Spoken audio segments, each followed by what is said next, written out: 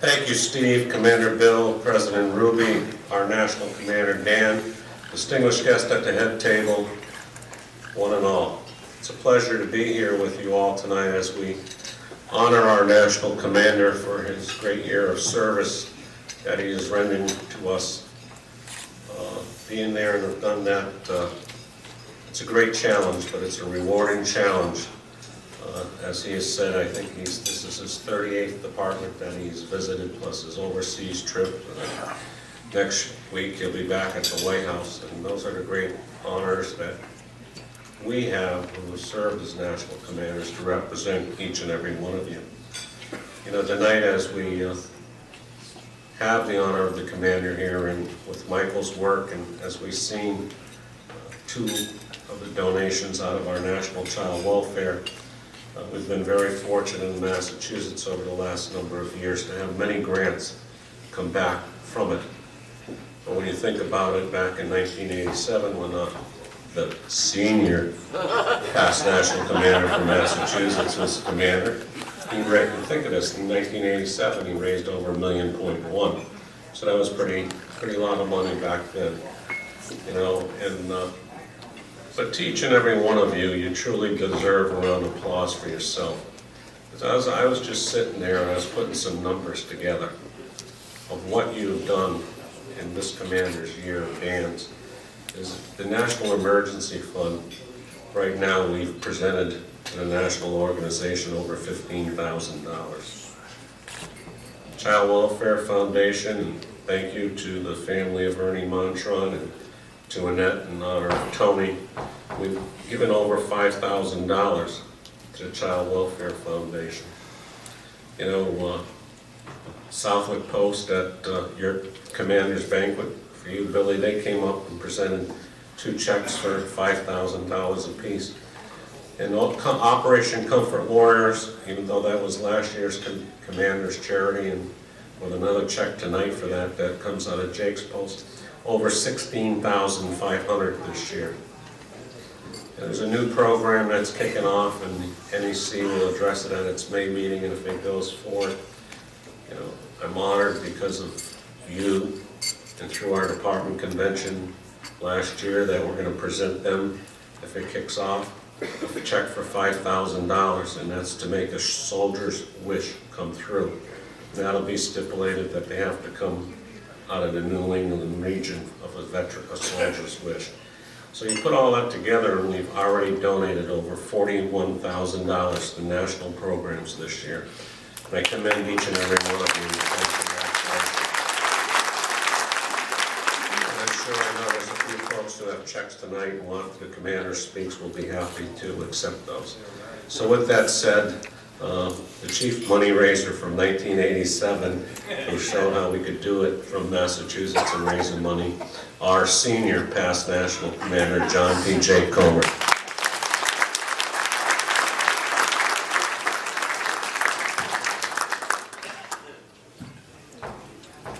Thank you, son.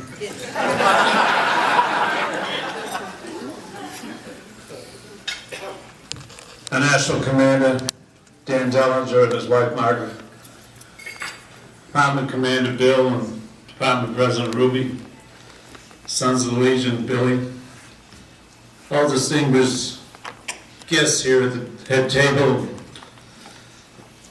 members of the American Legion, the auxiliary Sons of the American Legion, my fellow Americans, all Legion riders. Another great evening to honor a great American, and one that has great challenges.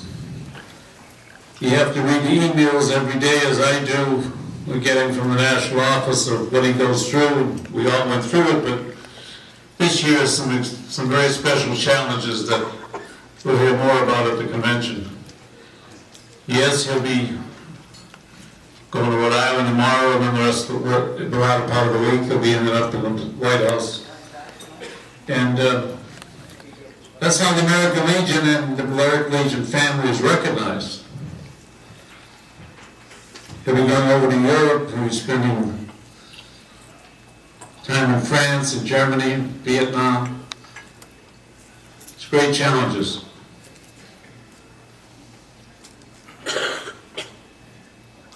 Yes, Child Welfare Foundation, it had about 3 years ago we started doing this, and I think it's been great where we bring on those companies and individuals that receive these checks so that you know what's happening and where the money is going. Yeah, that year was a great year. It was a tough year to raise money, but we raised $1,168,000 that year. You did. The Legion family did. And we gave out about $400,000 that year. There was a charity that year, I don't really remember the history. There was a charity that year that put in for a $50,000 grant.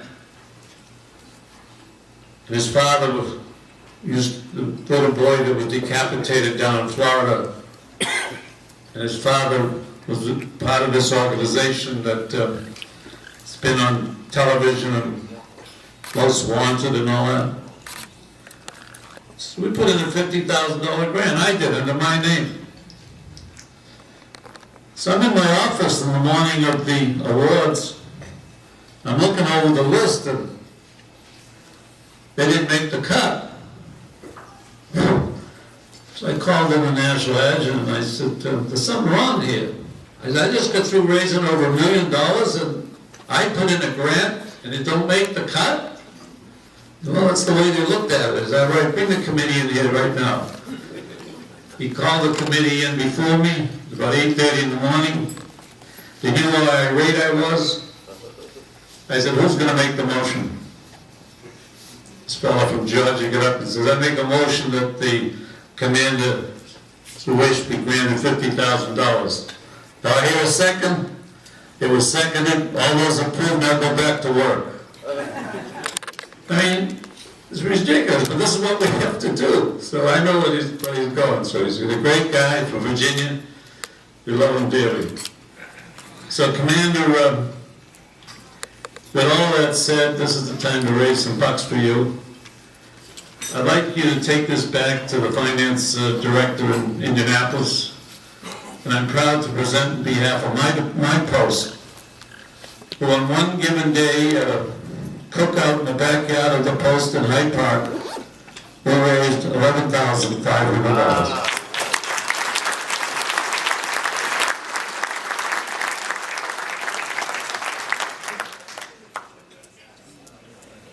And lady, would you bring the commander's gift forward? Commander, will you step aside? Can I have Margaret over here? I have been fortunate to travel into the homes of about 4 or 5 past national commanders. And this is one gift that we give out each year. And it's always recognized in one of the homes. It's never thrown away. It's never put down in the cellar. This is what we're always proud of. Margaret, we're happy to present to you a Waterford crystal lamp.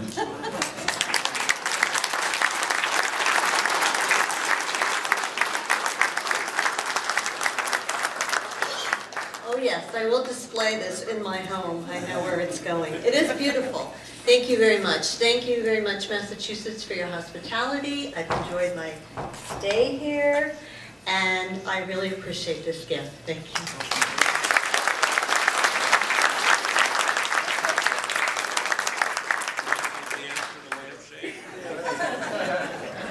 And like all of us in New England, she has a penchant for lobster, so Florence and Elaine took her up to New Hampshire today for lobster, and she enjoyed it. Yeah, Margaret, it's a pleasure to have you here. Thank you. And now, ladies and gentlemen, I get the singular honor every year. I'm honored. Yes, that year I visited all 50 posts, 50 departments, 16 of them 4 times in 18 countries in the 1 year. He's no different. Paul is no different. It's what we do to represent all of you throughout this nation, to remind them of what the American Legion and our family is all about. hailing from the Department of Virginia, the most outstanding national commander we've had in many, many years. I present to you the National Commander of the American Legion, Dan Dellinger.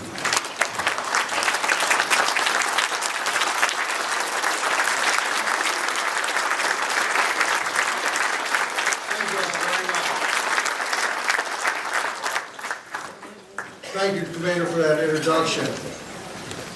Commander, Madam President, Commander of the Sons of the American Legion, past national commanders Comer, Morin, and Smith, distinguished guests of the head table, all the honored guests, legionnaires, auxiliary, friends all, sons, and riders. As my wife so aptly put it, we want to thank you very much for your hospitality. It's great being here in Massachusetts. When I was running for this office, I had a great weekend with you 2 years ago, and I've been excited about coming back ever since. Because you all epitomize the American Legion spirit. And I can tell from the jokes that go back and forth between everyone that the love there is within the Legion family. And I mean the Legion family. And when I was getting ready to run for this office 2 years ago, they said, well, you need to have a theme. I have a construction background, building churches, schools, mid-rise buildings around Washington, D.C. And I thought long and hard, and then it came to me. Building for tomorrow, today. Because we, the American Legion family, the nation's largest veterans organization, the largest women's auxiliary, and over 350,000 sons. Over 3.5 million. That is strength. And we need to be strong. For 95 years plus, the American Legion has been taking care of our veterans, our communities, and our nation. After you've taken that uniform off, you still serve. The auxiliary serves. The sons serve. And now the Legion Riders serve. They are a wonderful asset to our great organization. Give them all a big hand. Any riders here? If you're a rider, please stand up.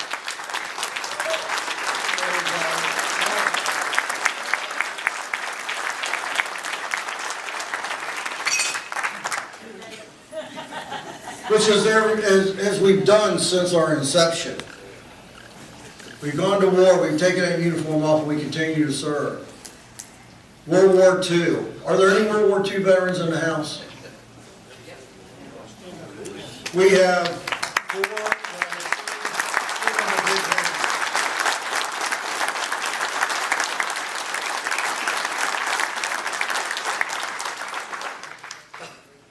Just like those days at the end of World War II, when they came back, went to work, got an education under our GI Bill, because we're the ones that wrote it in 1944. They built this world, or this country, to what it is today. And today, I think, any time since then has never been more important than where we are today.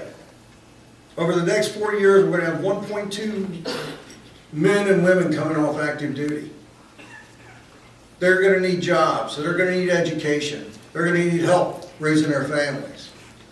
And that's why the American Legion is so important. Because we need to be here for them. As was said during my testimony in September in front of Veterans Affairs Congress, was that it isn't the cost of the bullets or a plane, but it's that 50 years of care for our veterans after the war. That's why we, the American Legion family, needs to stay strong. We talk about membership. I have people walk up to me, why won't you all get off membership? Well, I've been in Washington already 8 times. I'm going back the 9th time next week, or this coming week. And I've learned while there that if we only have 10,000 members, they should listen to what we have to say because we're talking about veterans. But they don't. Washington only sees numbers. And the stronger the voice, the more they're going to listen. Just like the Budget Act of 2013. I was in Congress when I spoke the first time. I said, don't balance a budget on the back of the veterans. And that's what our Commander-in-Chief told us in 2011 at our National Convention. He says, I will not balance a budget on the back of the veterans. Well, guess what he did? He almost broke that promise to us. But it was through your efforts. It was through the groundswell of America that said, no, that's not going to happen. Because the only ones to have their retirements or their paychecks cut were the retirees 62 and under, the 1% COLA. What it cost the average Sergeant First Class retiree 20 years, $80,000. They only make $23,000 a year. Does that make sense? If they did away with the entire defense budget today, they couldn't balance a budget. That's when I was at the White House 2 weeks ago during the Medal of Honor ceremonies for those 24 brave souls that they finally got their medals. And Secretary Hagel walked up to me and he says, you know, we have hard choices. I said, yes, we do. And he says, we've got a lot of cuts to do in defense. And I said, is now the time to be doing this? With the likes of Iran, Pakistan, North Korea, and the Ukraine? Does anybody remember President Reagan when he said, peace through strength? Now's not the time to cut the budget on our defense. We need to stay strong. You can't take the Navy back to pre-World War II. You can't take the Army back to post-World War II. They need to learn from history. That's where we come in. We will continue to go to Capitol Hill, and when I speak to the President on Friday, I will bring that to his attention again.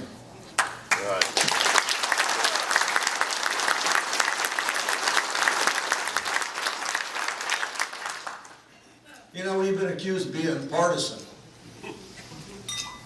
I was in Washington, D.C. on the steps of the World War II Memorial during the shutdown, giving a press conference. And telling them, do not use the veterans as pawns in the budget process. And afterwards, an ABC correspondent came up to me and was doing an interview, and he said, well, who do you blame, the Republicans or the Democrats? And I said, I don't blame the left and I don't blame the right. I blame the House, the Senate, and the President for failing to do what they were sent to Washington to do.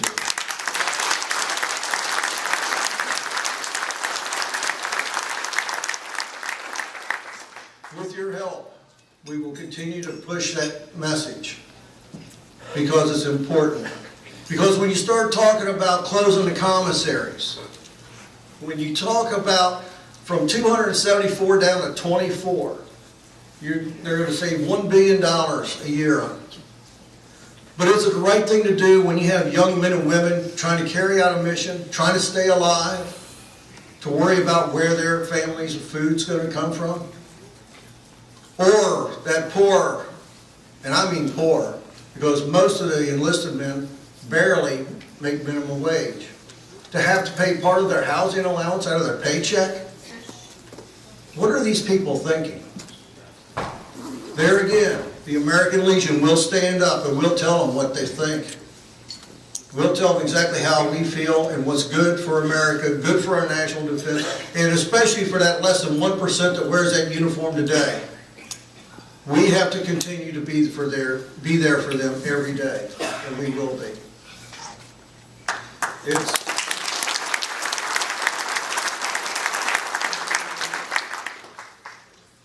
But it's great. It's been a great year. As Commander stated, this is my 38th state. We've been to 4 foreign countries. Somebody asked me this afternoon, he said, well, what's your favorite thing from the year? And I would have to say, standing on the DMZ on Thanksgiving Day of Korea, feeding the troops their Thanksgiving dinner. That was great.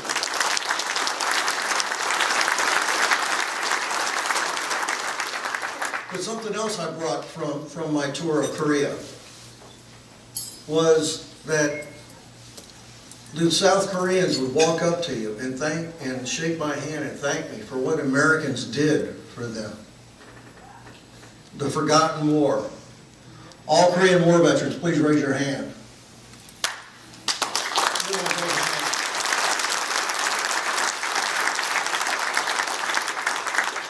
Because 60 years after you helped those people retain their freedom, they have not forgotten.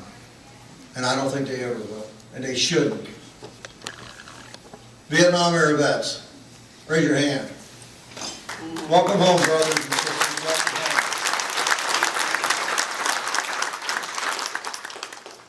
One of the things we're going to do is go to Vietnam this June. We're going to meet with Hanoi officials. We're going to go out on 2 repatriation digs in hopes of bringing home those that are still missing. And we will not rest until everyone is accounted for from that war. On 1,600 people.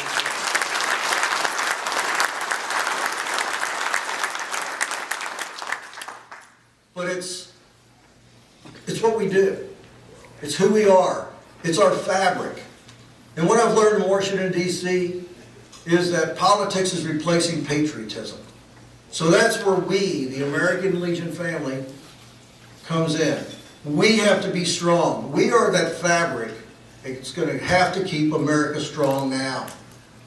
Because when those young men and women come off active duty, get their education, get those quality jobs to help rebuild our economy to where it was. That's what we do, and we should stand up and be proud to assist. Keep waving those flags. Keep praying for our troops. Keep helping America, because that's what we do. So with that, I'd again like to thank you very much for coming out here this evening, for coming to this special event. And I just want to again thank you very much for the opportunity to serve as your national commander. It's an honor and a privilege to stand in front of you tonight. And I want to thank you for allowing me to do that. May God bless you all.